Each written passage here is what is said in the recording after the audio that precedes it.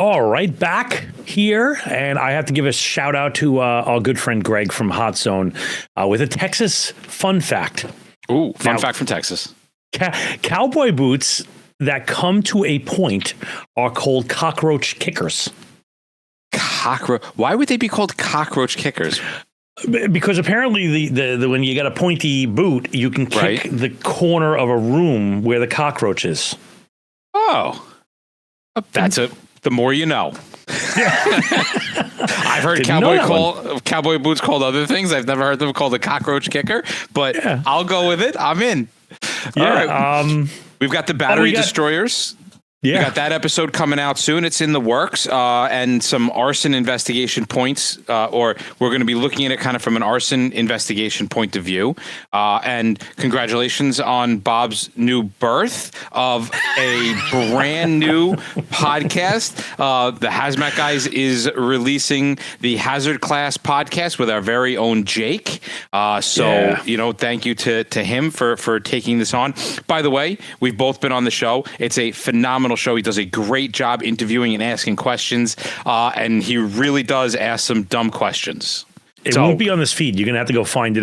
Look for Hazard Class, and also we're testing out a new news type podcast, which will be on this feed for a little while, and then we'll see what happens after that. So you got another one coming to the birthing canal. I love it. And without more further ado, we should probably bring in our two guests and get that going. So we'll see you in a second. Well, we're back with another episode. We're calling this one MEP Madness. There's some madness in this map. Oh, yeah. You're here with two of our favorites, Ronnie Corsal and Bobby Muser. Associate with in some kind of a deal in which our labor was exchanged for cash. Yes. Yeah. But back then for you guys. Yeah, it's funny because the paths crossed again, and we put on. I hate to say we, like I did something. They put on a spectacular show in a county down south. But before we get into that, why don't you guys introduce yourselves? Ronnie, why don't you tell them where you are? Let's say that. How's it? All right. Yep. I am. I've been a firefighter for about 20 years, and my current role puts me as a supervisor. I oversee units responding to fires and emergencies, and also in the planning stages for future incidents. I started doing exercise design about 16 years ago, conducting numerous drills with utility companies, high-profile venues, major sports arenas. I love doing exercises. Each one is unique, and they all have their challenges. I got into it kind of by accident. I joined the local volunteer firehouse down the block from my house at 18. And once my employer got word that I was doing some exercise design, when I got on the fire department, they kind of pulled me into that lifestyle. Bobby, what about you?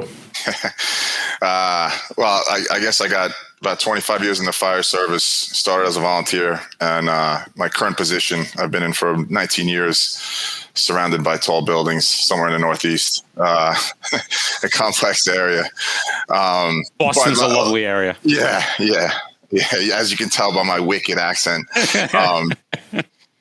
Yeah, I got involved with exercise design about 12 or 13 years ago. Through Ronnie, I needed a light duty spot. And then kind of saw what was going on inside that building and was intrigued with what they were doing as far as kind of intelligence and analysis and looking at things that we needed to work for disaster preparedness and counterterrorism. So I stayed involved, and I eventually got involved with exercise design, doing developing and participating in exercises for like Major League Baseball, health and hospital systems, critical infrastructure, transportation hubs, utility structures, emergency management organizations. It was great. So it's really from, being at the lower level of the organization to seeing how that 30,000 foot view kind of looks like. So what is, all right. I'll go out, a department will ask me to come do a drill. Okay, great. throw out a couple propane tanks and we say, okay, go. How does MEP exercise differ than just that hands-on scenario that we put on day in and day out? I would say the structure, right? Like, so the MEP, to clarify what a MEP is, really is a master exercise practitioner. It's a very tough certification to get. You have to take about 10 prerequisite courses in Homeland Security exercise evaluation to make sure that when you develop these drills or exercises, it fits a specific format for FEMA, right? And the government, the structure.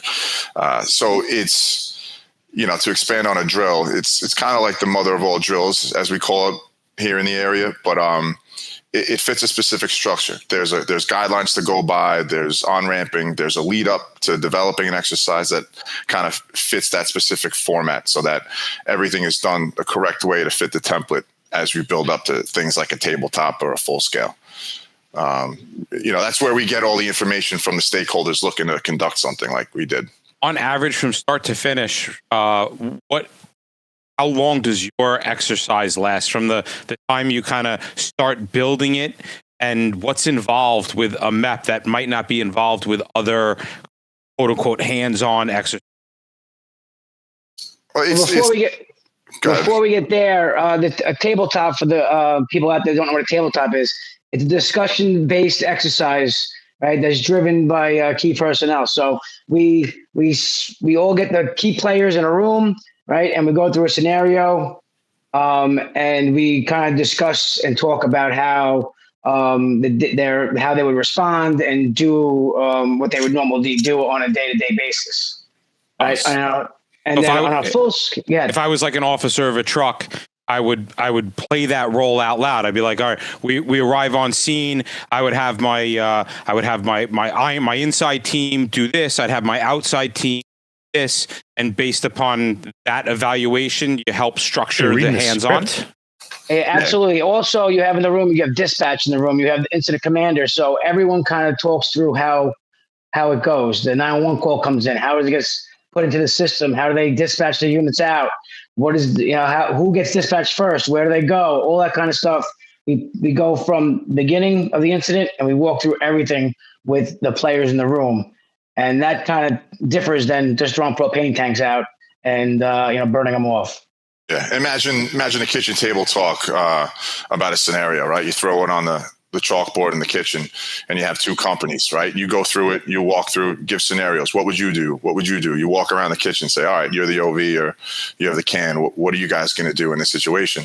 And you take that and now you substitute the guys in the company with different organizations or agencies. And then you walk through the room, and going from 10 guys, it can expand to 60 people from different agencies and organizations where you kind of find do like a gap analysis. So and what is huge about that is that some outside agencies think that the fire department does A, B, and C, but we're not. We're going to come in and do something different. And the same thing, we think the outside agency is capable of handling something, and they're not. So when you get all these key players in the room, it really works out well that everyone kind of gets on the same page, and it's huge. It's just huge, and it's such a simple thing to talk about, but to get everyone in that room is very, very hard. Very difficult. Like herding cats. As MEPs, as masters of exercise practitioners, what do you get out of the tabletop? What is your education and experience? What are you pulling away from that exercise? Improvement planning. Planning. Okay. Really, we're trying to find gaps, right, in an organization or just coordination amongst different agencies. So just for instance, the tabletop down south, Ronnie and I were down there, about 60 people, different organizations, 6 paid departments, several volunteer departments, emergency management agency, hospital system, EMS. We walked through a scenario, and our job is to really facilitate the discussion and ask questions. Okay, like we present the scenario, we present maps, discussion-based points. We're really looking to kind of speak 20% of the time. 80% of the time, it should be the participants. They're walking through their procedures. They're talking through their procedures. They're explaining what they would do. And sometimes they say, you know what, we didn't think about that, and we don't have a scenario. And that's an important point that will, we pull out and try and put in the after action, is to find the things that they haven't thought about yet, or, kind of nudge them a little bit to say, hey, did you think about this? How about this tactic? Or what would you do in this instance? Kind of prod them a little bit in certain directions to kind of find, those gaps where they need to kind of tighten up and fix. So the tabletop is really more of a command point of view, correct? In a way. We'll say most of the tabletops we engage in, right, you'll have supervisors, you'll have company officers. Every once in a while, you have subject matter experts, that are boots on the ground operators riding the back step just because of their knowledge base, right? Okay. Hazmat specialists. But it's more of a command level. You try not to get into the weeds. You try and keep it at that 30,000 foot view. So you had the tabletop, and I know in this exercise, the tabletop was amount of time before the actual exercise. What happens between the tabletop and the exercise? So in this instance, it wasn't that far in advance. Usually we have more time, but because we had such a good tabletop and such a good discussion, following the tabletop, we put together about a 10-page after action report. So we pull everything out of the after action, out of the tabletop, develop it into an after action report with observations, recommendations, and analysis. We kind of offer some improvement planning on it. And we take that after action report from the tabletop and we start our meetings for the full scale exercise. So we start building into, let's say, phase 2, which would be the full operations based exercise. And we kind of look at what we pulled from the tabletop. And now we're going to try and do that on an operations based level exercise where we have the boots on the ground, multi-agency incident, all operating together, full on hands on exercise. Hey, and again, I was lightly involved in this. I was down there as like, the audio visual guy, because we added a little that's not typical and normal. At tabletop, we actually transmitted it and made it a website so that other people that couldn't make the drill able to make the drill virtual, a phone or whatever the hell you want to call it. But one of the things that I got out of it, and I'm speaking mostly to Mike right now, is that the tabletop was like the read-through they do before they shoot the movie. We're plotting out where you're going to stand, how you're going to move, and then it came over to the road, and don't always dance the way you say you dance. Right. and it was very different. Yeah. So the full scale exercise, as you can see, it's real in real time, right? So it's pretty much a real incident that the units respond to, and they operate and act as if they would if it really happened, right? So this is putting this together in how many weeks, Bobby? 8 weeks time frame? The turnaround from finishing the after action to actually conducting the exercise was about 6 weeks, which was super, super fast. 6 weeks. That's a short period of time. Yes. Yeah. Like when I run a drill, I'm usually telling the guys like, okay, guys, this is what we got. And then 30 seconds later, they're out trying to do it. 6 weeks. Well, if you look at it, right. So a full scale exercise done through a master exercise practitioner standpoint, right? We had, I think the sign-in sheets, we had upwards of 120 participants. We had 6 paid departments from all over the county. Some departments drove an hour and a half because most of these departments never train together. So our goal was to give everyone something to do. So we made an operations-based piece. First and foremost, they knew what they wanted to train and exercise, which was a home run for us because we kind of knew what scenario they were looking for. So we built on their recommendations as stakeholders. Okay. So we gave them an operations piece. We gave them extrication, fire suppression, hazmat mitigation, hazmat metering, which was a good point. In fact, we tested a new application which allowed some of the participants to use an app on the phone to simulate what the chemical was giving off in the area. So we had operations level tactics, awareness level tactics, fire suppression, extrication. We even had one of our team members is a press information officer. We added a piece for the emergency management agency to do a press report or a press briefing. But really, I mean, it really simulates a real incident. Like, absolutely, as if you were doing everything from start to finish. Yeah, but pulling back the curtain a little bit is that we create this this document called a measle, and from there is our script. So during this exercise, I was I was dealing with the measle and kind of like a maestro, and Bobby was out in the field down range telling me, all right, add some more, take the add another inject, or hold up, don't put another inject in. So it kind of grows as you're doing this thing, as you're building these, as you're doing the exercise. What's an inject? I'm sorry, is that like a medical thing? No, inject would be like, all right, now the car's on fire, right? The car that they're executing is on fire, so they have to do something for that. All right, now the fire's out. So these injects is what we put to steer the exercise. Okay. You kind of running the pace, right? Ronnie's like the choreographer and the pace setter of the exercise.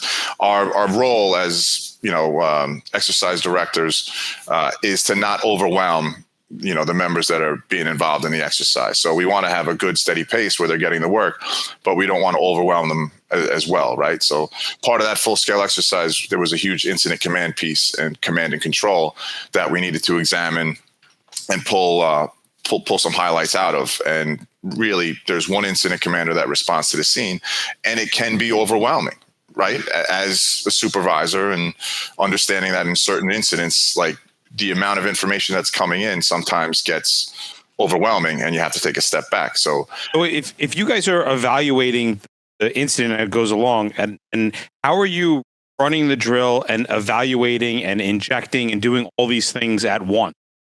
So we have a team, right? We are ourselves and the hazmat guys. We brought down 4 MEPs, including ourselves, and 2 subject matter experts from the hazmat guys training team. Both dual served as evaluators and exercise coordinators. But Ronnie's role was pretty much just handling the scenario and the injects. Okay. I was tasked with kind of overseeing the exercise, but also being embedded with the incident commander, just seeing what he was doing. So everybody's got a spot that they're overseeing. Yes. The other thing is we were able to use the local SMEs, right? So we build a planning team anytime we're developing an exercise. We have usually 4 planning meetings leading up to the tabletop and the full scale, and we were able to use officers and chiefs from departments in the area and the dispatch center, and then basically embed them with the exercise team and harness their knowledge of the area and expertise on the procedures, where they can say, hey, listen, this went well, this didn't go well, and this is what we should do better, so that we're not coming in from the Northeast going down south and saying, well, this is what we do. That's not our job. Our job is to get that information out from everyone down in the area. Yeah. Another cool thing we did with this exercise, that we use local sheriffs, drones, and robots. So one of the injects was a missing child, and we had a missing child walking around the woods, and the drone had to go up and find the like a real kid. One of the guy's kids. That's a legit kid. It's not like a mannequin you throw in there. He's running around. What a cool gig. Well, it was a good inject, and it was a great inject because, a lot of the units in that area weren't aware of the capabilities that law enforcement had, such so that they used the UAV to do some reconnaissance, but they also used a robot dog to deliver tools downrange when they needed tools. Instead of bringing the team out, they gave it to this robotic dog and walked it in. But that's something they had never trained before and just came up in the tabletop. So that was how do we strap it to it? Like the question, they're like, how do we get the wrench on the dog? And they were like, it actually had hands. Yeah, it had hands. It lacked the opposable thumbs. You can't do that, Greg. Wow. Okay. So what was give us an idea of what paint the picture of what was the scenario that you guys did down south?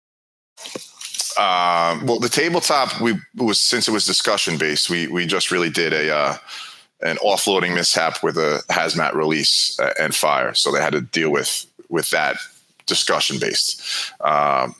For the full scale and needing to kind of encompass some first two units that were more operations based and not hazmat technicians, we were lucky enough to have a partner down there who owned the facility we were operating on come up with some vehicles. So from a rec yard. So we did a car versus a train, which in that area is something that could have happened because there are no, there's crossings without crossing guards and the flashing lights down there. But so we did the car versus the train and simulated a leak. The car went on fire. Fire suppression. They had to mitigate the leak, which took a while.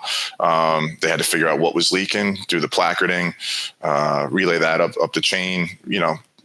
It was good. It wasn't an overwhelming scenario, and we were able to actually partner up with CSX Transportation, who brought down a training car, a triple dome training car that could simulate a leak wherever you wanted, and they can get downrange.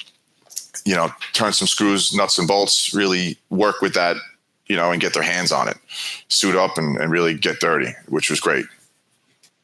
What were some of the takeaways, right? Obviously, there's out of manpower. I know you guys in ridiculous number of man hours to put this together. So what did they get out of it? Like, what was kind of the final outcome of, the MEP drill is over and then the departments and all the participants like, hey, this is better. Am I right? Yeah. Well, I mean, I call it a compliment sandwich, right? Like, you don't want to tell someone, this is what you did wrong. This is what you did wrong. You could do this better. They did a lot of things great down there because that was the first time they were exercising together as a unit. But with that, brings to the surface some things that they did need to work on. Mutual aid requests being one. Operating together in a hazmat technician capability was another, especially with the decon corridor and figuring out how do they perform their decon. Some departments were doing a different method than the other department, which was 40 minutes away. So now they're going to work on streamlining that process. How the EOC can support the units on the scene. We had to inject about fuel, right? Where they get fuel from. They didn't know. We couldn't get fuel in real life. If they had a real life incident that day, there would be no fuel for anybody. Yeah, I mean, we were able to have a hazmat exercise. Like, we really elevated maybe some needs for additional training and staffing countywide for them, just because they're really spread pretty thin as far as their technician level staffing. But we were able to check boxes like the press information officer getting a task, logistics. The fuel request kind of sent everyone like, oh, where do we get fuel from? It's something to think about that wasn't thought about before. Was the fuel request an inject, or did somebody actually run low and they were like, we're going to run out of fuel? It was an inject. Inject. Yeah. That's I don't think I would have ever thought about being like, hey, your rig's about to shut. So like I would be the pump operator and be like, what a douchebag, really? Right. So that's the process. Like, the process behind the exercise is where really, like, that's where we make our bones. Is we spend hours and hours and hours developing the exercise and the documentation and going through, like, the meso, for instance. Ronnie and I go back and forth. What about this? What about this? Did we think about this? And even when we brought our team down there for the full scale, we had 4 maps sitting at the table after we did our recon on the first day, and we tweaked some stuff because the guys and their experience had a lot to offer, and say, hey, they were looking at it from a different angle and said, did we think about this? No, we didn't think about that. We could probably do that and make it a little better. And that's what our team brings to the table, is the experience. Bobby was starving that day. Bobby was starving, and we wouldn't let him eat until we were done. He was dying. I've seen him go like 72 hours fasting. He wasn't hungry. I feel like we came back. We spent like 4 hours at the table. We were there. We were sitting at that table for 4 hours because we were just going. He was on a eating stick at a of Circle butter. K, I think. Circle K. He was eating. Licking butter patties for breakfast. Is like you got this whole amount of planning. You think about the getting two guys down to reality, to tabletop, bringing all these people together, the production, the travel, and then you're bringing down a whole bunch of people for the FullScale Exercise, coordination of all. Imagine that this costs a lot of money, and it does. No matter who, what, or where you do, this costs money.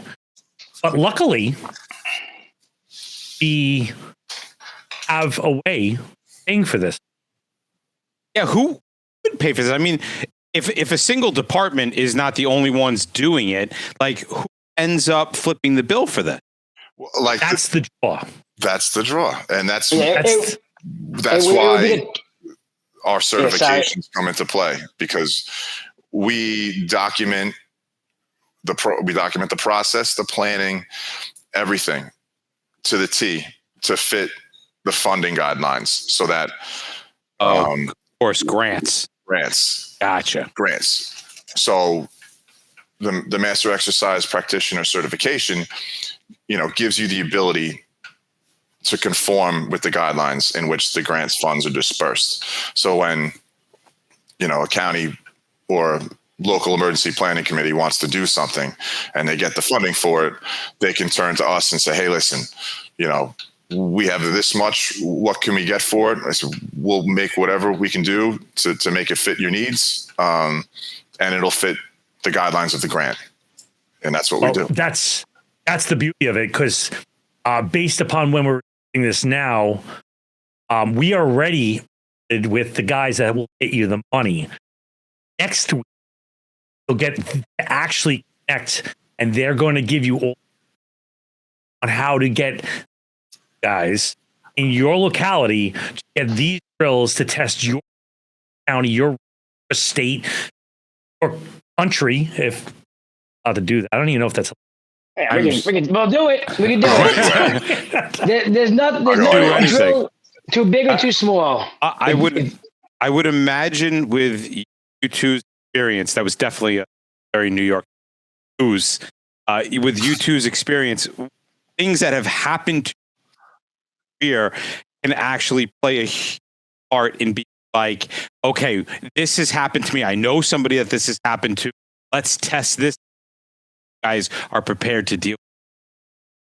Yes, yeah, and again, it's not just us two. I mean, we're spearheading the initiative, but we have a team of MEPs that have all upwards decades of experience dealing with things, in various areas. So we have a large network to pull from to make sure that we can tailor whatever exercise you're looking for and develop it to whichever, like, what do you want to hit?